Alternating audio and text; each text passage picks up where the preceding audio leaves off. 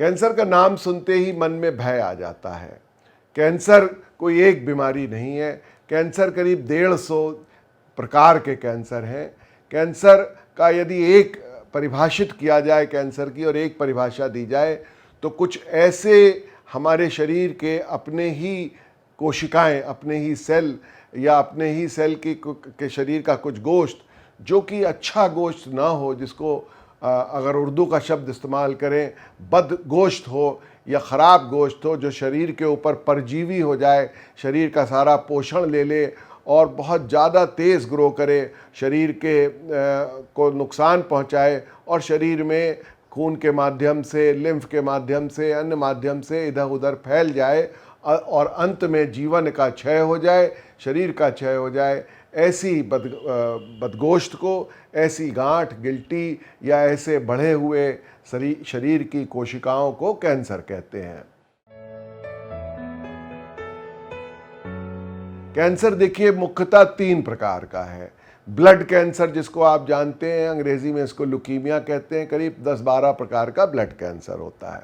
हमारे शरीर में लिम्फ ग्लैंड्स होते हैं, गिल्टियाँ होती हैं, गिल्टियों के कैंसर को लिम्फोमा कहते हैं। गिल्टियों में, लिवर में, स्प्लीन में जो शरीर के अंदर एक रेटिकुलो एंडोथीलियल सिस्टम या लिम्फैटिक सिस्टम है, उसके अंदर एक लिम्फोमा नाम का कैंसर होता है और ये बाद में कभी कभी जाके ल्यूकीमिया में परिणत हो जाता है और ये एक अलग प्रकार का कैंसर है और इसका इलाज मेडिकल ऑन्कोलॉजिस्ट लोग करते हैं।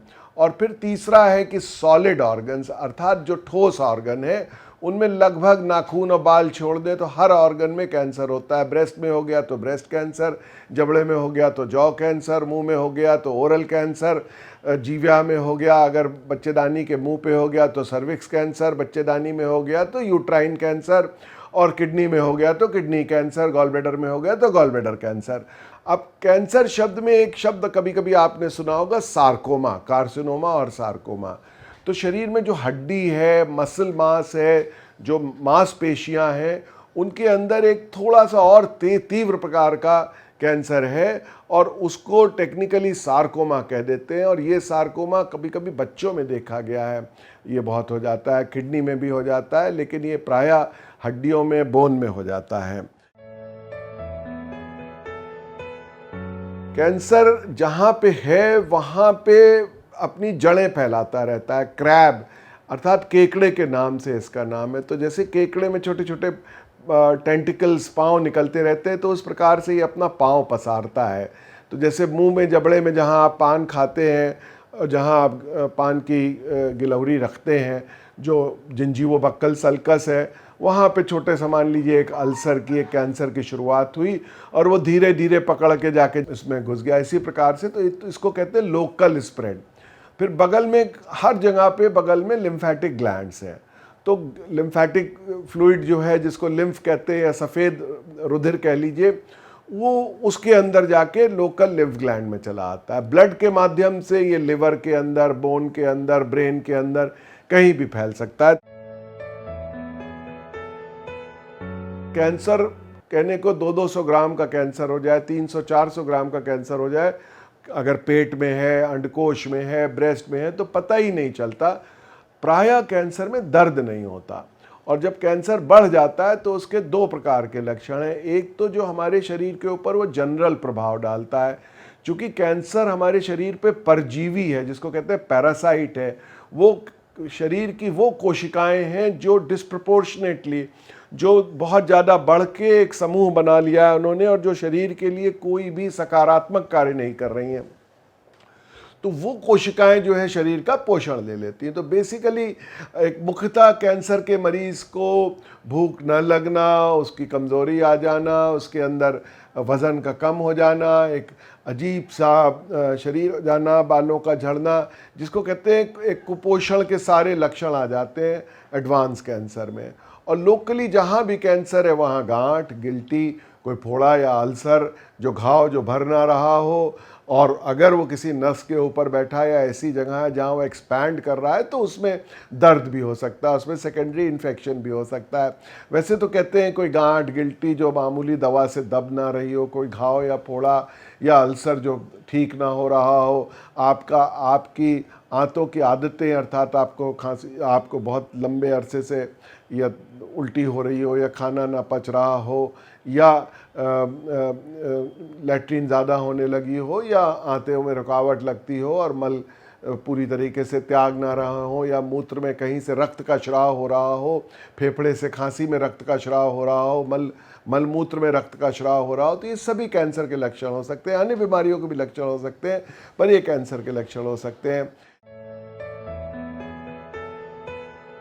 कैंसर के अंदर अगर कोई ऐसा प्रोटीन या ऐसा कोई ग्लाइकोप्रोटीन या लाइपोप्रोटीन है जो ब्लड में है, तो करीब 130 प्रकार के जो कैंसर हैं उसमें 30 प्रकार के ऐसे कैंसर हैं जो कि बायोमार्कर ब्लड में छोड़ देते हैं, अपना फिंगरप्रिंट ब्लड में छोड़ देते हैं।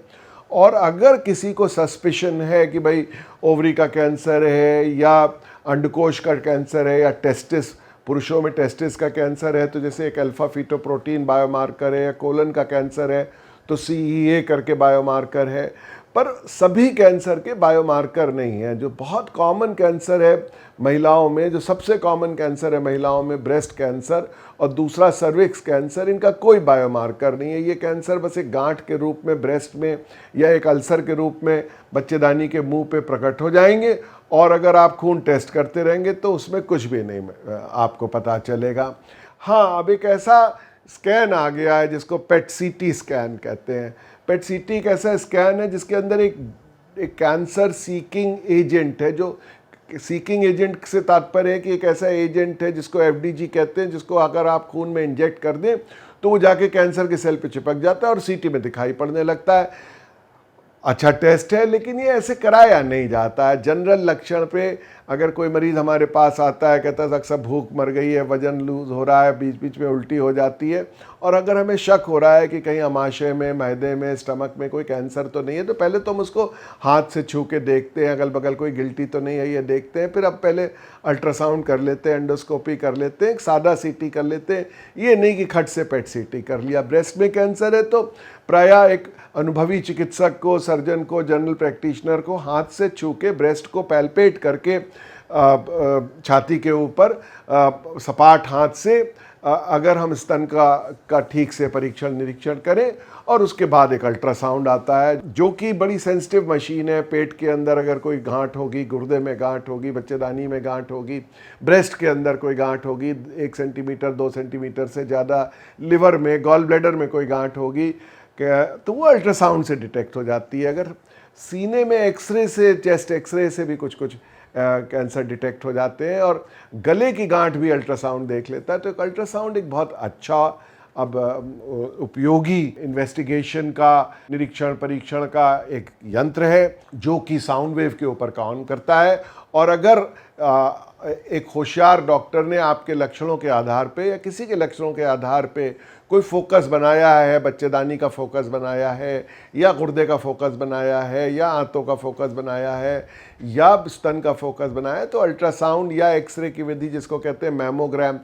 मैमोग्राम एक ऐसा तंत्र है जिसके अंदर की दूर से एक्सरे ना खींच के स्तन के दोनों तरफ एक चपटी 2 प्लेट आ जाती है, और एक प्लेट के अंदर एक्सरे की ट्यूब है और एक प्लेट में वो ट्यूब है जिस पे इमेज बनती है, जिसके ऊपर चित्र बनता है, अर्थात इमेज बन जाती है, और उसकी एक्सरे खींच लेते हैं। इसको मैमोग्राम कहते हैं। महिलाओं के लिए ये मैंडेटरी कर दिया गया है। पूरा विश्व तो कहना गलत होगा। उन देशों में जो विकसित देश हैं, जैसे कि UK है, कनाडा है, अमेरिका है, पश्चिम यूरोप के देश हैं, जर्मनी है, नीदरलैंड है, नॉर्वे, स्वीडन इत्यादि के अंदर, ऑस्ट्रेलिया, कनाडा में, जिसको उसके अंदर की, चूँकि वहाँ पे ब्रेस्ट कैंसर असामयिक मृत्यु का महिलाओं में सबसे बड़ा कारण है। उन्होंने स्क्रीनिंग कर करके 30% मरीज तो उनके प्री कैंसरस स्टेट के अंदर, जिसको कहते हैं कार्सिनोमा इन सीटू की स्टेज में, वे डायग्नोज कर लेते हैं, और बाकी 30% में मान लीजिए 70% बचा, तो 65% मरीज जो है वो पहली और दूसरी स्टेज में डायग्नोज कर लेते हैं। 5% मरीज होगा जो कि तीसरी चौथी स्टेज में जाता है। भारत हुआ, एशिया के देश हुए, चाइना को भी ले लेंगे, जापान में ले लेंगे, पहले तो यहाँ पे ब्रेस्ट कैंसर का इंसिडेंस थोड़ा कम है। कहते हैं 20 से 40 पर 100,000 पॉपुलेशन में है। इंडिया में, चाइना में, बांग्लादेश में, पाकिस्तान में, श्रीलंका इत्यादि में, Papua New Guinea, Vietnam, Cambodia, जहाँ पे कि 2/3 देश विश्व की जनसंख्या रहती है। तो यहाँ पे ये कॉस्ट इफ़ेक्टिव नहीं है कि हम लोग ब्रेस्ट कैंसर की स्क्रीनिंग करें और इसको वार्षिक या दो वर्ष में एक बार एक्सरे खींचें। और यहाँ पे योजना से हम लोग सिखाते हैं महिलाओं को कि स्वयं अपने ब्रेस्ट का हाथ को सपाट करके शीशे के सामने खड़े होके सपाट हाथ से ब्रेस्ट का परीक्षण निरीक्षण करें और फील करें। अगर उन्हें कोई गांठ दिखती है तो वो अपने डॉक्टर पे जाएं और डॉक्टर यदि ठीक समझेगा तो मैमोग्राम या अल्ट्रासाउंड करेगा। और अधिकांश डॉक्टर तो हाथ से छू के ही पहचान लेते हैं अगर 1 सेंटीमीटर 2 सेंटीमीटर से बड़ी गिल्टी है, और फिर उसकी अन्य आगे की जांचें हो जाती हैं। आचार विचार व्यवहार आहार में क्या कुछ ऐसा है जिससे कैंसर होता है? जी हाँ, ज़रूर। 47% पूरे शरीर में होने वाले कैंसर केवल एक आदत की वजह से है, और उस एक आदत का नाम है तंबाकू। और दूसरी छोटी सी आदत है अल्कोहल यानी कि शराब। ऊपरी मुंह की गुहा है जो हमारा सांस का पैसेज है, रास्ता है, जो भोजन का रास्ता है, वो कॉमन रास्ता है मुंह के ही माध्यम से और नाक के ही माध्यम से।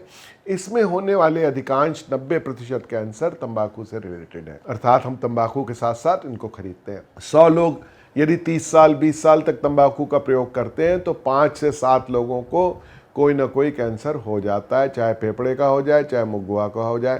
तंबाकू स्मोक भी किया जाता है, चबाया भी जाता है, जिसको च्यूइंग टोबैको कहते हैं या नॉन स्मोकिंग कहते हैं। तंबाकू का स्नफ भी आता है, कुछ लोग तुई बुई करके नॉर्थ ईस्ट इंडिया के अंदर तंबाकू को पीते भी हैं। और तंबाकू का मंजन, दंत मंजन इत्यादि भी बनता है। तो विभिन्न प्रकार से तंबाकू का प्रयोग होता है। बिग डेटा एनालिसिस कहती है जो मेंटली बहुत लेबाइल है, तो इसीलिए कहा गया है कि आचार विचार व्यवहार के अंदर जो लोग ज़्यादा ट्रैंक्विल्ड हैं, जिनका ज़्यादा सात्विक भोजन है, जो रेड मीट कम खाते हैं, उनके खाने में हरे फल सब्जी ज़्यादा है, कहते हैं हल्दी का सेवन, काली मिर्च का सेवन जो लोग ज़्यादा करते हैं, ग्रीन टी पीते हैं, उनमें कैंसर का इंसिडेंस कम है। जो कॉमन कैंसर है एक हमारे यहाँ, जिसको कहते हैं बच्चेदानी का मुंह का कैंसर, सर्विक्स का कैंसर, और कुछ हद तक ओरल कैंसर, और कुछ और कैंसर है जो वायरस से होते हैं। HIV एड्स का वायरस है, उसे तो कपोसी सार्कोमा नामक कैंसर होता है, पर HPV वायरस से कैंसर सर्विक्स का अर्थात बच्चेदानी के मुंह का कैंसर होता है। और इसके लिए अब वैक्सीन तक आ गई है, गार्डासिल करके वैक्सीन है जो HPV के अगेंस्ट है। पर देखिए ये वैक्सीन बहुत यंग एज में लगती है, जिससे जब बच्चा सेक्सुअली एक्टिव ना हो, और लड़कियों को ही लगती है चूँकि लड़कियों का महिलाओं का कैंसर है, तो 8 से 12 साल की लड़की को HPV वैक्सीन लग जाती है। और कहते हैं अगर HPV वैक्सीन लगी होगी तो HPV का अगर इन्फेक्शन होगा भी तो वो कैंसर में परिणत नहीं होगा। ऑर्गेनिक कंपाउंड्स हैं, उनको कार्सिनोजेन कहते हैं, अर्थात कार्सिनोजेन वो केमिकल पदार्थ हैं जो कैंसर की जन उत्पत्ति करते हैं। कैंसर बेसिकली एक जेनेटिक डिजीज है। कैंसर हर एक को नहीं होता। आप में से बहुत लोग होंगे जिन्होंने, जो लोगों को जानते हैं जिन्होंने बहुत हैवीली टोबैको यूज़ किया और उन्हें कोई कैंसर नहीं हुआ। तो एक प्रोटोऑन्कोजीन होती है शरीर के अंदर, एक ऐसा जीन है, एक ऐसा प्रारब्ध है, एक ऐसी अनुवंशकता है कि वो उस तंबाकू को देख के अनफोल्ड होके कैंसर में परिणत हो जाती है, और वो हर एक व्यक्ति में नहीं है। और मज़े की बात ये है कि कैंसर की DNA की रिपेयर जीन भी है, और हो सकता है कि ऑन्कोजीन एब्सेंट हो, और हो सकता है कि कैंसर से फाइट करने की बड़ी स्ट्रांग जीन हो। तो ये आपका प्रारब्ध है कि आप कैसे पैदा हो गए। हो सकता है आप बड़े सेफ स्मोकर पैदा हो गए हों, और अब जो जीनोम सीक्वेंसिंग होने लगी है, कुछ जीन रिकॉग्नाइज होने लगी है, तो हो सकता है लोग भविष्य में एक जीन मैपिंग करके या जेनेटिक टेस्टिंग करके, जेनेटिक सीक्वेंसिंग करके ये बता दें कि भाई ये आदमी जो है इसको कैंसर होने की संभावना है या नहीं। कुछ तो जो बड़ी जीन इनहेरिटेंस है, जैसे ABL-BCR जीन है, टेलेंगेक्टेजिया करके जीन है, कुछ इम्यूनोसप्रेसिव जीन है, तो उनमें तो नोन है, कुछ सिंड्रोम्स हैं। तो करीब 1% 2% तो फेमिलियल ब्रेस्ट कैंसर, एक ब्रैका जीन कहलाती है ब्रेस्ट के अंदर, जो एश्केनाजी ज्यूज़ में बहुत ज़्यादा पाई जाती है। इंडिया में बहुत कम फ्रीक्वेंसी है, कहते हैं 5 लाख लोगों में 1 या 2 लोगों को वो जीन होती है, जिसको ब्रैका जीन कहते हैं, जो ओवेरियन कैंसर और ब्रेस्ट कैंसर दोनों को पैदा करती है। मोटा मोटा ये जान लीजिए कि कैंसर एक आउटकम है, एक जेनेटिक प्री कॉन्स्टिट्यूशन का, जेनेटिक प्री डिस्पोजिशन का, और एनवायरमेंटल फैक्टर्स का। Surgery, chemotherapy, radiotherapy. सर्जरी अर्थात शल्य चिकित्सा, जिस अंग में कैंसर हो गया उसको भंग कर दीजिए, दूर दूर से भंग कर दीजिए। अगर ब्रेस्ट में 2 सेंटीमीटर की गांठ है तो 2 सेंटीमीटर की परिधि से, चूंकि कैंसर के टेंटिकल्स होते हैं, केकड़े जैसा होता है, उसकी पतली पतली छोटी छोटी जड़ें होती हैं, तो जैसे पीपल के पेड़ को आप उखाड़ते हैं तो थाला सहित, मिट्टी सहित आप उखाड़ के लाते हैं, इसी प्रकार से कैंसर को दूर दूर से कैंसर का सर्जन निकालता है, कभी कभी तो अगल बगल की गिल्टियों सहित निकालता है। तो ऐसे ऑपरेशन को रेडिकल ऑपरेशन कहते हैं। लोकल ऑपरेशन मतलब तो हमने सिर्फ गिल्टी निकाल दी। वाइड लोकल की गिल्टी के चारों ओर का जो गोश्त है, 2 सेंटीमीटर, 3 सेंटीमीटर, 5 मिलीमीटर, जैसा भी अलग अलग कैंसर के लिए मानक है, तदानुसार उसको निकाल दिया, इसको वाइड लोकल कह दिया। और अगर बगल की गिल्टी निकाल दी तो रेडिकल ऑपरेशन कर दिया, बगल की गिल्टियां निकाल दी। तो ये तो शल्य चिकित्सा है कैंसर का, जो सबसे पुराना इलाज है। आप लोगों ने हॉलस्टेड साहब का नाम सुना होगा, वो बड़ी दूर दूर से पूरा ब्रेस्ट निकाल देते थे, नीचे का मसल निकाल देते थे, इसको हॉलस्टेडियन एरा कहते थे। 19वीं सदी से ये काम चल रहा है। उसके बाद डाना फाबर साहब ने कुछ केमिकल इस्तेमाल किए, खासतौर से वो केमिकल जो वर्ल्ड वॉर के अंदर फॉस्जीन गैस इत्यादि बनाने में काम आए थे, जो नाइट्रोजन मस्टर्ड गैस थी, जिसको कि गैस चैम्बर में इस्तेमाल करके और दुश्मन को मारने का या दुश्मन के लोगों को मारने का काम किया था। और देखा ल्यूकीमिया में जो बच्चे जिनका सफ़ेद खून हो गया था वो ठीक होने लगे। और डाना फाबर साहब के नाम से हार्वर्ड में, बॉस्टन के अंदर डाना फाबर का बड़ा फेमस कैंसर इंस्टीट्यूट है। और पहली बार ऐसा हुआ कि केमिकल से उन्होंने कैंसर को ठीक करके दिखाया, इसीलिए कीमोथेरेपी नाम चिपक गया। हालांकि आजकल केमिकल नहीं है, आजकल वो प्रॉपर फार्मास्यूटिकल है। ये एक विडंबना है कि कैंसर की दवाओं को कीमोथेरेपी कहते हैं। आजकल जो कैंसर की दवाएं देते हैं वो उतनी ही सेफ और उतनी ही अनसेफ है। और लोगों के मन में बड़ी भ्रांति है कि कैंसर की दवाएं बहुत तेज़ होती है। जैसे आप कोई एंटीबायोटिक खाते हैं, अगर आप कोई हार्ट की दवा भी खा रहे हैं तो उसके भी बहुत सारे साइड इफ़ेक्ट हैं। न्यूरोलॉजी की दवा के बहुत सारे साइड इफ़ेक्ट हैं। टीबी हाइड्रोक्सीक्लोरोक्विन इतनी कंट्रोवर्सी में आई, उसके साइड इफ़ेक्ट हैं। उस प्रकार से कैंसर की दवा के भी साइड इफ़ेक्ट्स हैं। और कैंसर की सारी दवाएं प्रॉपर फार्मास्यूटिकल एजेंट्स हैं, पर इसको कीमोथेरेपी कहते हैं। और ये शब्द अभी भी चिपका हुआ है। तो दवाओं द्वारा इलाज, ये दवाएं नसों में प्रायः दी जाती है, मुंह से भी खिलाई जाती है।